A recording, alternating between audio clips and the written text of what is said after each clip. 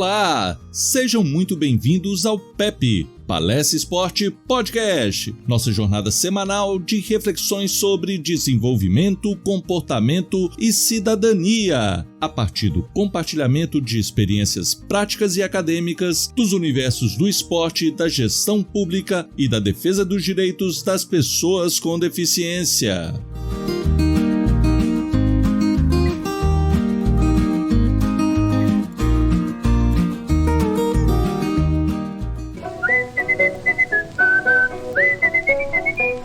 Está no ar o PEP, Palestra Esporte Podcast, com Luiz Villani.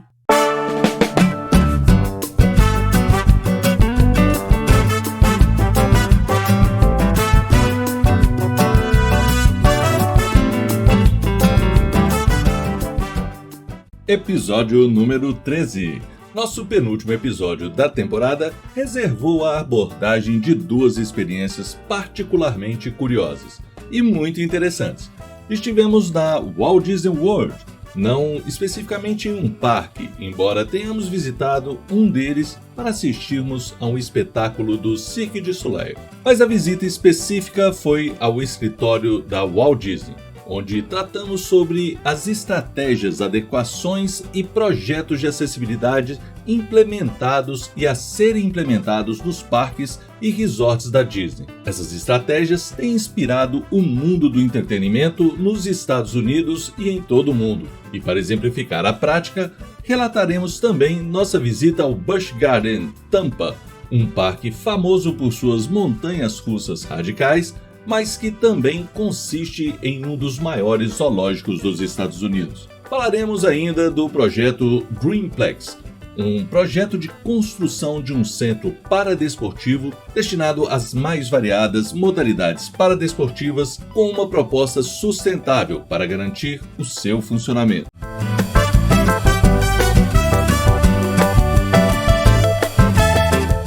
Eu sou o professor Luiz Villani e o acompanharei nessa jornada.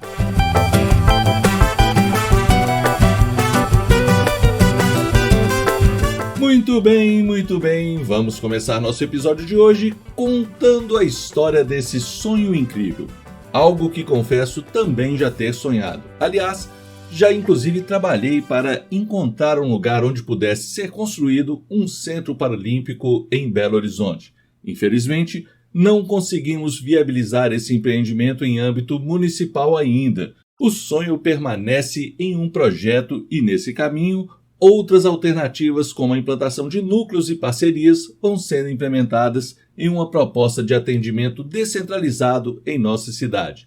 Mas, em Orlando, podemos acompanhar um sonho com todo um planejamento arquitetônico e operacional pronto e que já encontra-se, inclusive hoje, concretizado, embora parece que com adequações também.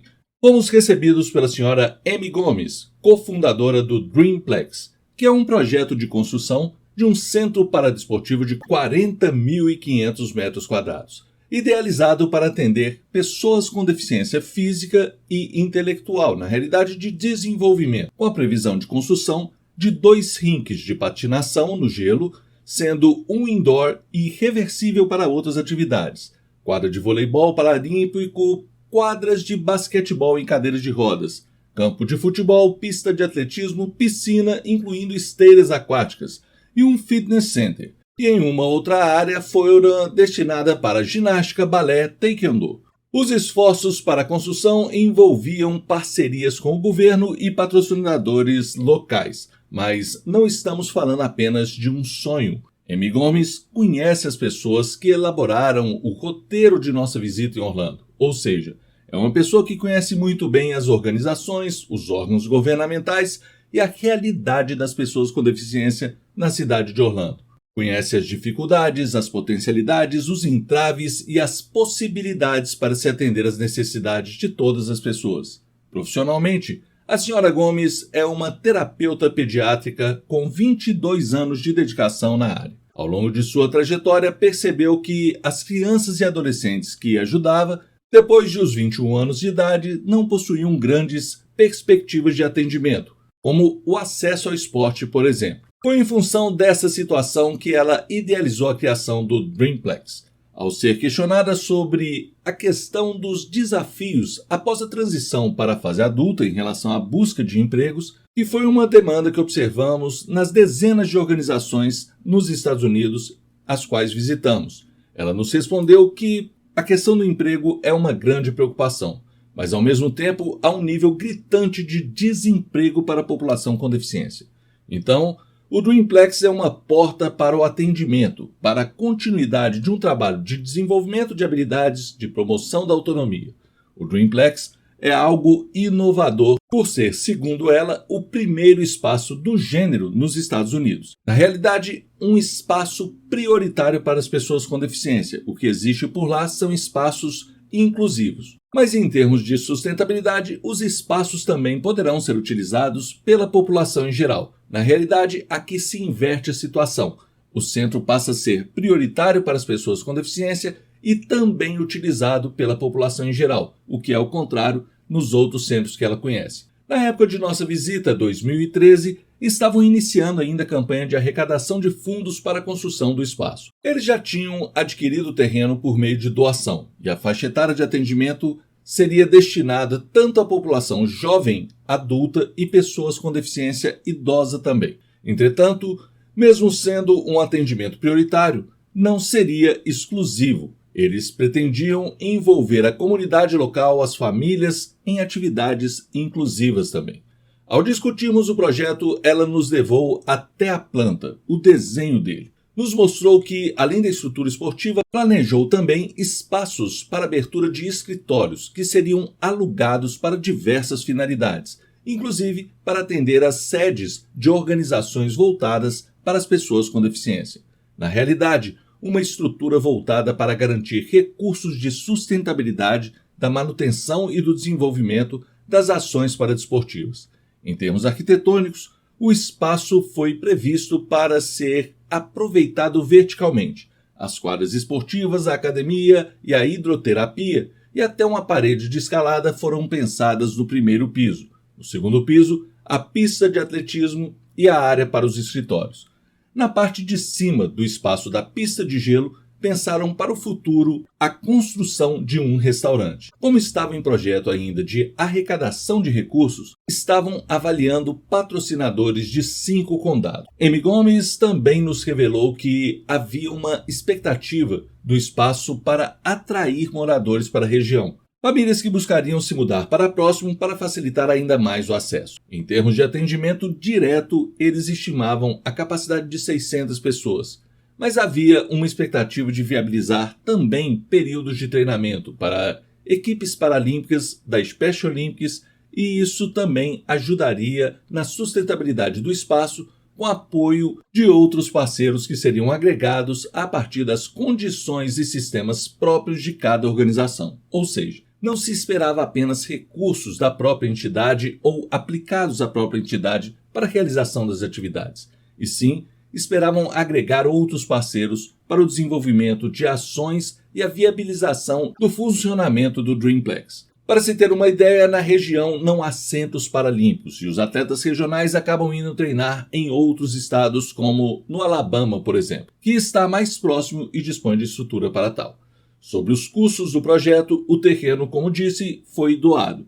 Agora, a construção do espaço estava orçada entre 16 e 20 milhões de dólares. Os recursos são de doações privadas, mas buscavam recursos nos condados ao entorno.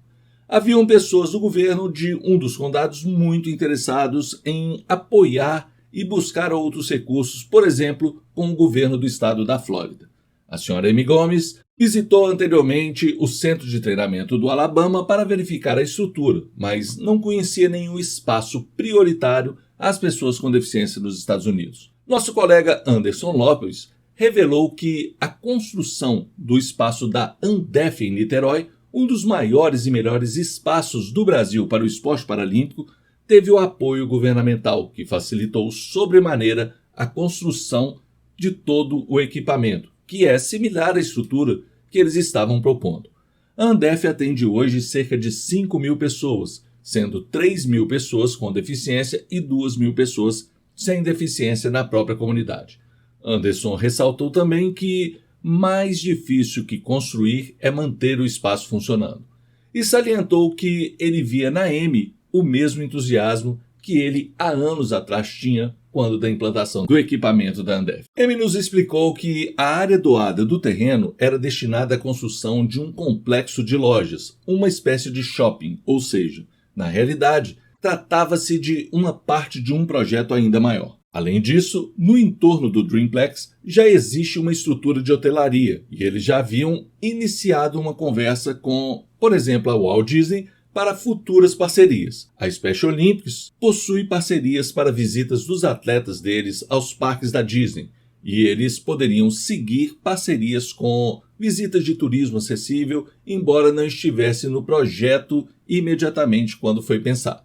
Enfim, o Dreamplex foi idealizado para fornecer a oportunidade de inclusão de todas as pessoas, independentemente de sua capacidade. A ideia é que essas pessoas pudessem praticar esporte e recreação, ter acesso à terapia e, com isso, também a geração de empregos.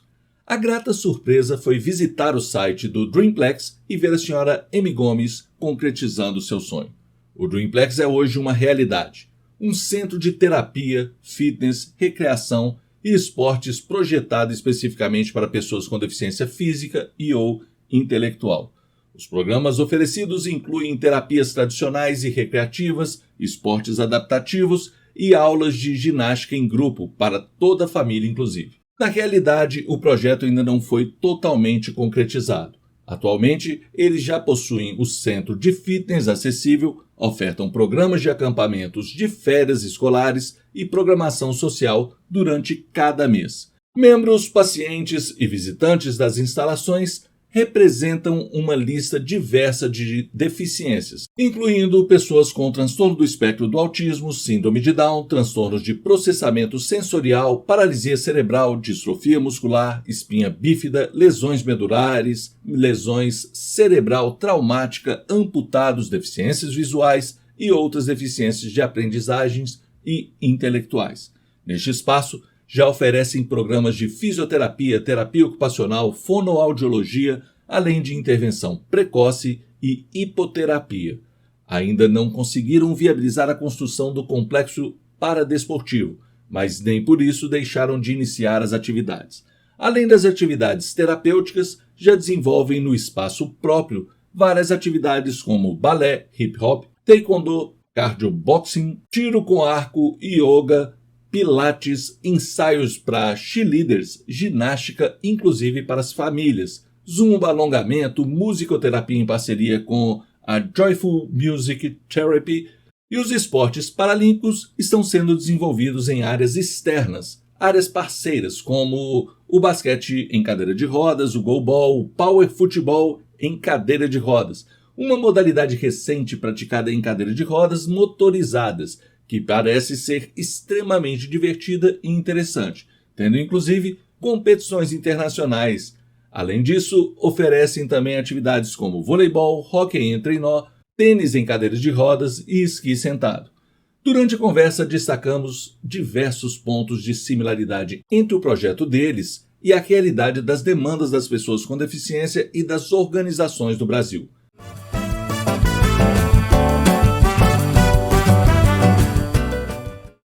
Após a transição para a idade adulta, aqui no Brasil, mesmo com a lei de cotas, há também uma enorme demanda para a continuidade de serviços de formação, de esporte, lazer e convivência. É uma lacuna que as políticas públicas ainda não dão conta em sua plenitude, e o terceiro setor também não, embora se esforce para tal. A senhora Amy não é uma milionária, é uma pessoa de classe média norte-americana com boas ideias, muita consistência profissional e um sonho. A partir disso, articulou, lutou, correu atrás e hoje colhe frutos de seu próprio trabalho, de sua visão de futuro, de sua empatia em relação aos pacientes e famílias que atendeu. Sua simplicidade, o brilho em seu olhar e a convicção de que tudo era possível são características peculiares daquelas pessoas que realizam sonhos. Parabéns, Amy, é uma satisfação ter conhecido o projeto ainda na planta, ter compartilhado ideias, ainda que fora da realidade local, mas hoje, ao ver esse sonho sendo concretizado, eu volto a bater na tecla da cooperação, da aproximação institucional, da complementaridade das ações. No Brasil, várias organizações possuem uma péssima estrutura organizacional do ponto de vista administrativo. Muitas vezes, as sedes organizacionais são registradas na casa das pessoas. Não que isso, principalmente agora, nesse período de pandemia, seja um grande empecilho, mas ter espaços para se reunir de forma formal, com a devida privacidade, com foco e em um ambiente adequado com infraestrutura, isso pode fazer a diferença em termos de credibilidade, de garantias de um bom serviço aos investidores. O que a Dreamplex propõe pode ser também interpretado em termos dos escritórios como espaços de coworking, e espaços como esses, pelo menos em termos da gestão das organizações, pode fazer grande diferença nas oportunidades. Trabalhar em conjunto, aproximar organizações e os respectivos parceiros podem constituir oportunidades de crescimento de todos. Hoje, o que cada organização possui de serviços e entregas para a sociedade, embora eu reconheça a importância e a qualidade dos diversos serviços prestados aqui no Brasil, para grandes investidores e empresários pode parecer algo pequeno. Mas o conjunto organizado dessas instituições, de suas ações e entregas, é algo muito maior, muitas vezes inclusive do que as políticas públicas são capazes de oferecer. Saber trabalhar em conjunto, somar forças e esforços pode representar uma mudança de paradigma, tanto de investidores privados quanto da estruturação das políticas públicas, e os respectivos repasses em termos de investimentos também. Volto a repetir que a nossa cultura de competição, de criticar o trabalho do outro, quando não rivalizar, é algo que impede o crescimento de todos. Limita, reduz o potencial do coletivo do serviço. Não tenho dúvidas que uma ação articulada das organizações da sociedade civil para viabilizar espaços com investimentos públicos e privados para que tenhamos centros similares ao Dreamplex seria algo sensacional. Hoje temos instituições maiores que poderiam liderar esse movimento e facilitar uma dinâmica colaborativa, uma grande rede, algo que possa, inclusive, representar a união de todos os setores, uma estratégia de complementaridade, como as organizações de assistência social, de esportes, de lazer, de cultura ou mesmo de promoção de serviços de saúde se unindo em prol de uma causa única. Vejo o Dreamplex como um sonho muito próximo de se tornar realidade também em organizações brasileiras. Deixo essa reflexão para todos que atuam e trabalham no setor público e também no terceiro setor, para que possamos avaliar possibilidades que temos nas diversas cidades e regiões do Brasil. Faça um exercício de pensar em quantas organizações assistenciais de esporte, saúde, cultura existem e quantas buscam trabalhar de forma colaborativa, de forma complementar. É algo que, se organizado, pode tornar projetos viáveis, facilitar o crescimento e a estruturação que todos estão sempre buscando e dificilmente conquistando.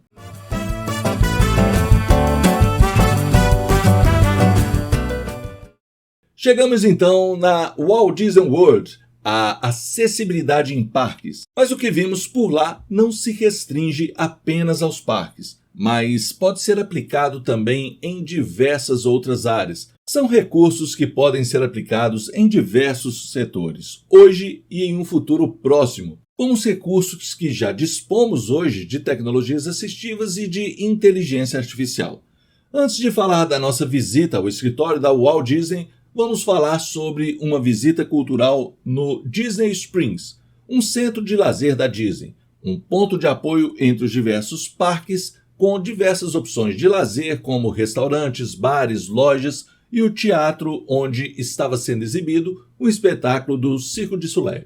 Ganhamos ingressos para este espetáculo e tivemos aqui a oportunidade de analisar tudo o que a legislação americana exige em termos de acessibilidade. Eu já havia assistido a um espetáculo do Cirque du Soleil em Belo Horizonte e, como sempre, é incrível. Mas, no Brasil, foi armado o espetáculo em uma tenda, com uma ótima estrutura por sinal, mas os requisitos de acessibilidade deixaram muito a desejar. Lá, O teatro é todo acessível.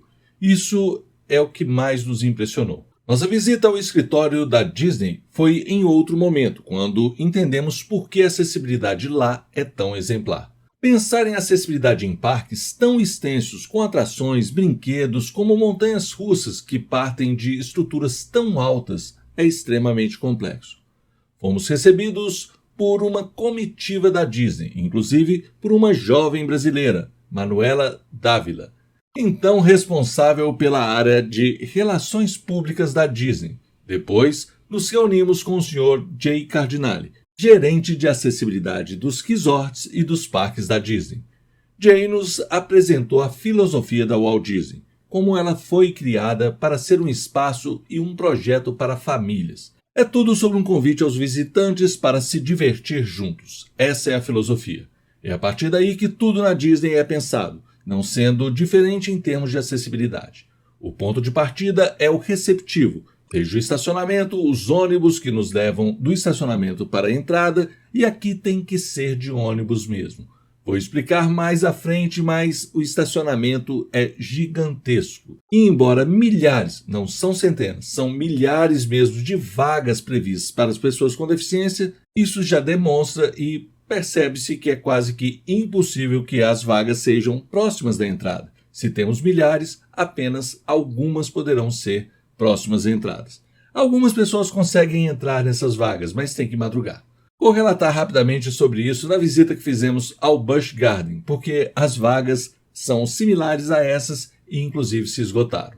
A ideia é permitir o acesso a tudo. Por exemplo, os resorts da Disney não pensam na acessibilidade apenas do quarto, mas de absolutamente todas as experiências por lá. E é assim também nos parques.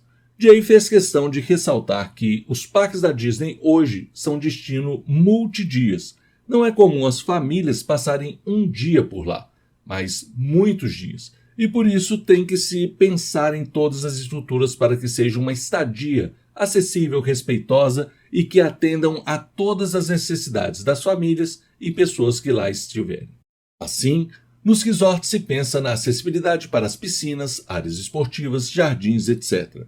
Jay citou, por exemplo, nos parques aquáticos com tema de neve existem teleféricos e as cadeiras também são transportadas. No caso de escorregadores como toboáguas, as pessoas sobem com suas cadeiras e lá em cima há um dispositivo para descer de forma mais rápida, para quando a pessoa for sair da piscina, a cadeira já estiver à sua disposição. Os parques e resorts dispõem também de equipes de apoio. Caso a pessoa solicite, por exemplo, para ir a um banheiro, mesmo este sendo acessível, eles sabem que, em algumas situações, há determinados constrangimentos ou insegurança, e por isso há pessoas treinadas para dar o apoio nesse caso. Possui, inclusive, atendimento para cães-guia, ou seja, quando o cego está no brinquedo, há um apoio para que os cães fiquem aguardando o retorno de seu tutor. Na realidade, Jay estava há mais de 22 anos trabalhando na Disney, sendo que destes são 18 específicos dedicados ao cumprimento da lei de acessibilidade. Ele revelou que, ao longo desse tempo, desenvolveram um sistema de observar como os hóspedes se comportavam, avaliavam suas demandas, registravam os problemas e, com isso, passaram a antecipar as necessidades das pessoas com deficiência, como, por exemplo, nas filas, nas aglomerações para tirar fotos. Então, criaram mecanismos que pudessem dar as mesmas oportunidades para as pessoas com deficiência. A prioridade de acesso depende do tipo de brinquedo e da dinâmica de acesso. Sempre buscam dar a prioridade às pessoas com deficiência que recebem, inclusive, um cartão especial que permite furar a fila em diversas atrações. Os serviços também são divididos conforme o tipo de deficiência. Por exemplo, as pessoas em cadeira de rodas necessitam de transferência para o brinquedo. Muitos se sentem constrangidos de fazer a fila esperar. Então há um simulador em cada brinquedo. Antes da pessoa em cadeira de rodas subir, ela pode testar e até treinar como ela irá fazer a sua transferência e depois orientar, inclusive, o pessoal de apoio, quando necessário, é claro. Por muitas vezes, eles já fazem a transferência de forma autônoma. Eles também disponibilizam diferentes materiais de apoio, equipamentos de apoio para transferência, como pranchas, por exemplo. Os projetos de construção dos brinquedos hoje já pensam na acessibilidade. Os engenheiros e designers levam em consideração as experiências para desenvolver os brinquedos com segurança e acessibilidade. Jay nos revelou que ainda existem brinquedos que não são acessíveis. Não encontraram ainda soluções, mas são exceções. E esses brinquedos continuam na ativa e eles buscam a todo custo uma forma de adequar esses brinquedos. Ele inclusive citou um exemplo da Califórnia, do Parque da Califórnia, que possuía brinquedos na temática do Tarzan, que não eram acessíveis e ao longo do tempo eles encontraram soluções. Hoje são acessíveis. Fato é que até 2011 a lei dos Estados Unidos não exigia acessibilidade nos brinquedos e foram mais de 14 anos de luta da própria Disney para exigir acessibilidade. Um movimento inverso ao que estamos acostumados. Por princípios, eles buscam o ideal e não a estrutura mínima tal como exigida na lei. Buscam ir além. Todos os shows nos parques e resorts possuem intérpretes de línguas de sinais, mas não são todas as sessões nos espetáculos dos parques. Essas são pré-agendadas. Estavam, inclusive, trabalhando em uma tecnologia assistiva de mão, aparelhos com audiodescrição para que os cegos possam andar de forma autônoma nos parques e, por meio do GPS, o aparelho vai descrevendo todo o entorno, as atrações que eles estão enxergando, a paisagem que está ao redor. Absolutamente tudo é descrito. Algo extremamente interessante é que eles buscam orientar as famílias de pessoas com autismo sobre as sensações previstas em termos de cores, sons, o grau de escuridão, repetições de cada atração. Assim, conforme as características das pessoas, antes de experimentar e ter uma experiência negativa, elas podem buscar mais informações, esclarecimentos e decidir sobre as atrações que seriam mais confortáveis aos estímulos que a pessoa com autismo reage melhor. Isso é individual de cada pessoa com autismo. Um princípio básico que rege todo o departamento de acessibilidade é que você pode desenhar, criar e construir os lugares mais maravilhosos do mundo, mas é preciso pessoas para operá-los. Portanto, o treinamento é intenso. É necessário treinar, dialogar, sensibilizar os funcionários sobre as experiências que desejam ofertar com cada atração, brinquedo ou receptivo. Nessa mesma perspectiva, há um programa de empregos para as pessoas com deficiência na Disney, tanto nos resorts quanto nos parques.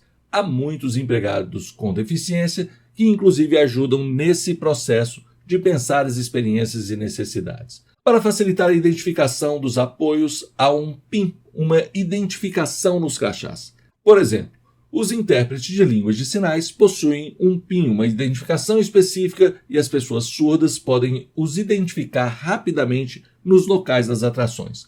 Uma frase do Jay que talvez resuma tudo o que vimos nesse intercâmbio é que as pessoas com deficiência nos Estados Unidos, há 15 anos atrás, queriam apenas acesso e ficavam satisfeitas quando tinham acessibilidade. Mas hoje eles querem muito mais. Eles querem qualidade de acesso. Antes que perguntássemos se a Disney era então o mundo perfeito de acessibilidade, ele nos antecipou. Disse que várias estruturas na Disney existem há mais de 70 anos. Muita coisa pôde ser adaptada, mas outras não. Ainda possuem restrições em algumas áreas. Montanhas russas, por exemplo, ainda são grandes desafios para promover acessibilidade para pessoas em cadeira de rodas. Estão trabalhando nisso, mas não é algo simples. Faltam estudos, tentativas e diálogos para avançar nesse sentido. Na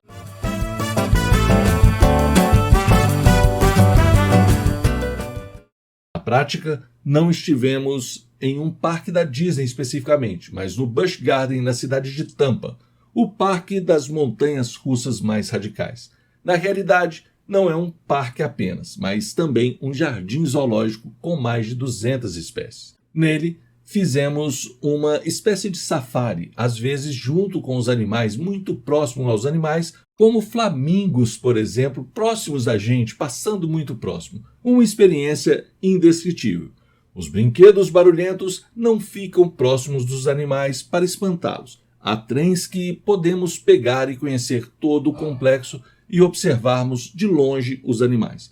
Sobre acessibilidade, eles buscam seguir o mesmo modelo da Disney. O apoio de ônibus no estacionamento gigante, mesmo tendo áreas para pessoas com deficiência, se faz necessário.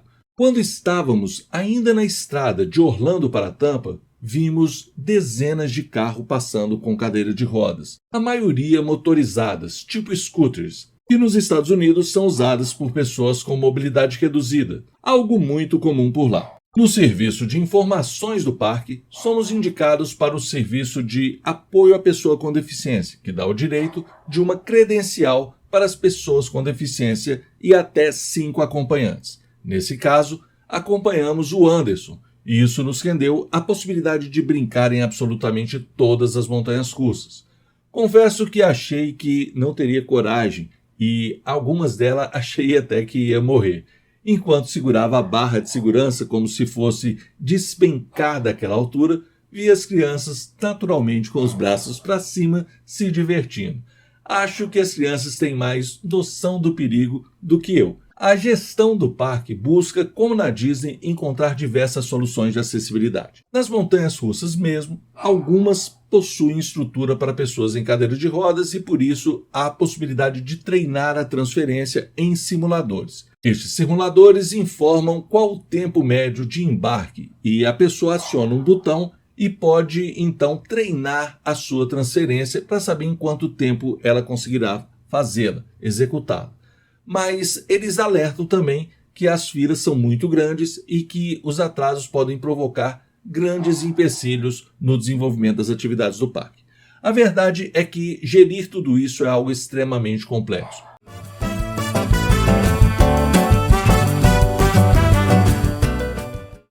Mas os parques mostram que diversos desafios que temos de promover a acessibilidade é possível. Eu costumo me pautar pelo mais complexo para mostrar que é possível. Conhecer essa realidade da Disney, do Busch Garden, além de me provocar e ser ainda mais fã da Disney, mostrou também que podemos encontrar soluções para tudo. É preciso acompanhar, estudar, conhecer, exigir, mas mesmo cientes da complexidade, cobrar. É possível. A Disney é um grande exemplo a ser seguido, o Busch Garden também, pois inspira-se na mesma linha de trabalho. Parece inclusive haver uma certa troca de informação, uma luta por um padrão de atendimento que atraia mais turistas para a região. É o que eu falo de estratégia colaborativa, instituições diferentes trabalhando na mesma linha em consonância.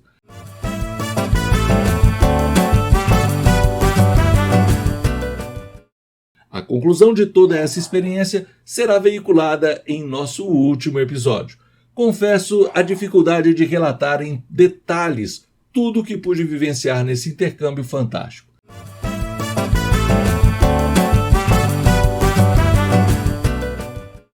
Na próxima semana concluiremos nossa primeira temporada, com uma perspectiva extremamente positiva para a segunda temporada. Aguardem! Agradeço a atenção e apoio. A iniciativa do PEP Palestra Esporte Podcast tem diversas vertentes e possibilidades para compreendermos e refletirmos sobre desenvolvimento, comportamento e cidadania. O tema acessibilidade reporta tudo isso, e o relato desse intercâmbio explica a nossa opção por começar o PEP com esse viés.